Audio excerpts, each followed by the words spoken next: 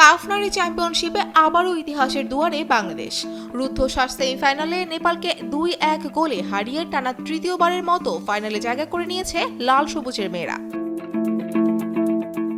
গোয়ার জওহরলাল নেহেরু স্টেডিয়ামে ম্যাচের শুরু থেকে আক্রমণাত্মক ফুটবল খেলতে থাকে নেপাল। ২২তম মিনিটে গীতা রানার গোলে এগিয়েও যায় হিমালয় কন্যারা। চাপে পড়লেও হাল ছাড়েনি বাংলাদেশ।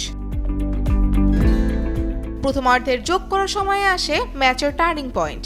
ঋতুপর্ণা চাকমার সরাসরি কর্নার থেকে করা দুর্দান্ত অলিম্পিক গোলে সমতায় ফেরে বাংলাদেশ। ১-১ ব্যবধানে বিরতিতে যায় দুই দল।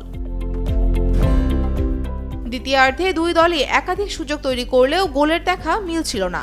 ৭৮ মিনিটে সাগরিকার শট দারুণভাবে ঠেকিয়ে দেন নেপাল গোলরক্ষক। তবে শেষ হাসিটা হেসেছে বাংলাদেশি।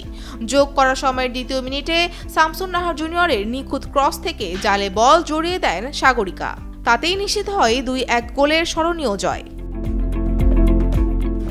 ঋতুপর্ণার জাদুকরী গোল আর সাগরিকার শেষ মুহূর্তের ফিনিশিংয়ে ভর করে টানা তৃতীয়বারের মতো সাফ নারী চ্যাম্পিয়নশিপের ফাইনালে উঠল বাংলাদেশ। এবার লক্ষ্য আরেকটি শিরোপা। Fouzia Fariha, Daily Sun.